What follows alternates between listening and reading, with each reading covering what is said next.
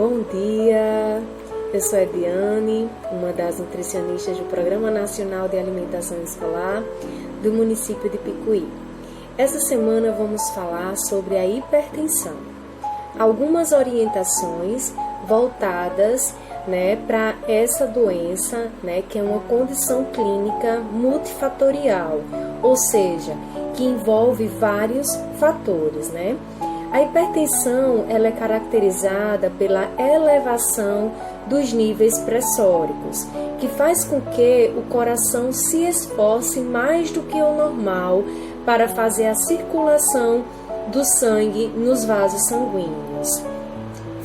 Frequentemente, ela está associada com algumas doenças metabólicas, como diabetes, como dislipidemia, colesterol alto, triglicerídeo alto, obesidade abdominal. E ela pode acarretar alguns eventos, como doenças renais, como o infarto do miocárdio, como o AVC, que é o acidente vascular encefálico, insuficiência cardíaca. Então, gente, é uma doença que preocupa muito os órgãos de saúde.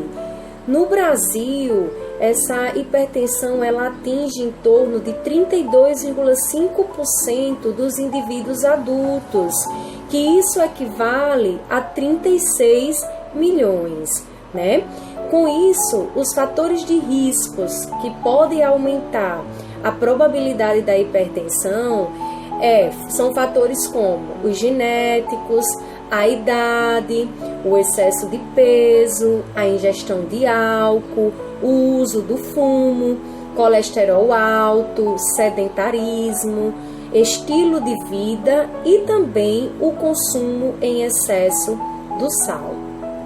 Os sintomas da hipertensão, eles costumam aparecer somente quando a pressão sobe muito, E também pode aparecer dores no peito, dores de cabeça, tontura, zumbido no ouvido, fraqueza, visão embaçada, entre outros. Portanto, medir a pressão regularmente é a única maneira de diagnosticar a hipertensão. Pessoas acima de 20 anos de idade devem medir a pressão ao menos uma vez por ano. Se houver hipertensão na família, deve-se medir no mínimo 2 vezes por ano. A pressão alta, ela não tem cura, mas tem tratamento. Por isso que é importante procurar o cardiologista para ver a medicação correta a ser tomada, em seguida procurar o nutricionista para que esse profissional possa elaborar um plano alimentar individualizado, junto com algumas orientações nutricionais.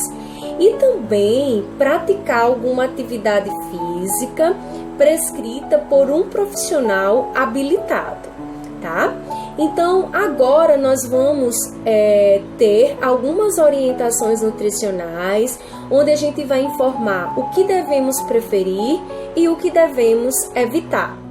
O que devemos preferir?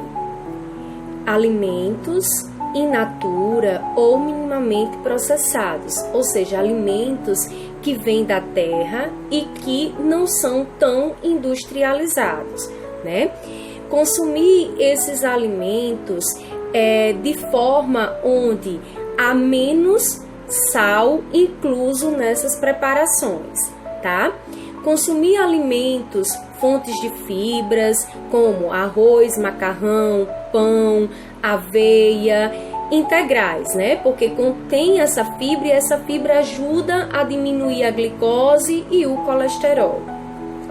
Passar também a consumir bastante temperos naturais, como alho, cebola, tomate, pimentão, orégano, manjericão, açafrão, em vez do sal, Principalmente naquelas refeições salgadas, naquelas preparações salgadas.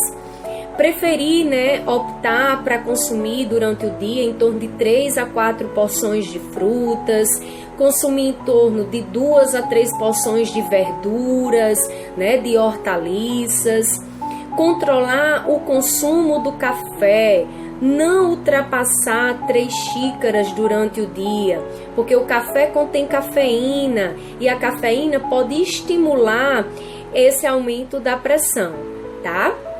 Também é importante consumir alimentos à base de potássio, como laranja, banana, jerimum, entre outros. Passar a consumir carnes, frangos e peixes magros, como coxão duro, coxão mole, patinho, o peito ou o filé do frango. Peixes, aqueles que contêm mais ômega 3, porque o ômega 3 é uma gordura anti-inflamatória. Então, quais são esses peixes que têm ômega 3? Sardinha, atum. Passar também a consumir os leites e derivados desnatados. Ter cuidado também no consumo das preparações que levam gorduras. Então, preferir as carnes, os peixes e os frangos grelhados, assados ou cozidos. Se tiver diabetes, não consumir adoçantes que tenham ciclamato de sódio ou a sacarina sódica. Preferir o xilitol ou o eritritol. Gente, passar a comer também o feijão todos os dias é importante. Ele contém potássio, ele contém fibras e proteínas que são essenciais para a nossa saúde, tá? Sempre que for adquirir algum alimento de supermercado, verificar a quantidade de sódio que tem lá no rótulo dos alimentos. Para cada 100 gramas de alimento, é para ter em torno de menos, de 400 miligramas. Se tiver acima de 400 miligramas, esse alimento ele é fonte de sódio e pode causar danos na nossa saúde. Evitar produtos industrializados que contêm muito sódio, os biscoitos, os salgadinhos, evitar tudo isso. Preferir no lugar do pão salgado, aquele pão integral, ou a macaxeira, ou o inhame, tá certo? Evitar os enlatados, milho, ervilha, enlatados. Evitar também aqueles alimentos embutidos, como mortandela, hambúrguer, salsicha, salame, presunto, certo? Evitar gorduras saturadas, manteiga, evitar margarina, tá? Evitar carnes que contêm muito sal, como a charque, a carne de sol. Gente, evitar também os leites e derivados integrais e o excesso de açúcares, de doces no geral. Evitar todas as frituras, coxinha, pastel, ou então salgadinhos que levam muita margarina, os empanados, evitar tudo isso. Alimentos também que tem molhos, como por exemplo o molho shoyu, ele contém muito sal. Então não podemos estar consumindo molhos industrializados, tá?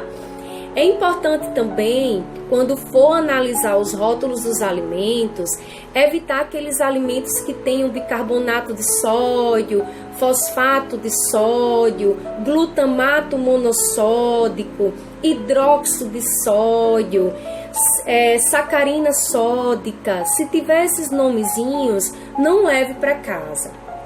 Evitar refrigerantes no geral, tá? Até aqueles que são diets, eles contêm muito sódio. Evitar o guaraná, o chá mate, o chá preto e o excesso de café. Também evitar a bebida alcoólica e o fumo, tá certo? E como dica, né, como orientação, praticar uma atividade física, passar a tomar bastante água, em torno de 2,5 litros de água no dia, certo? E evitar esse sedentarismo. Temos que nos movimentar, tá certo? Então, quem apresentar os sintomas ou for diagnosticado com hipertensão, procurem o cardiologista para fazer o uso da medicação correta, procurem o profissional nutricionista clínico para que ele possa elaborar um plano alimentar individualizado para vocês, certo? E seguir todas as orientações conforme os profissionais.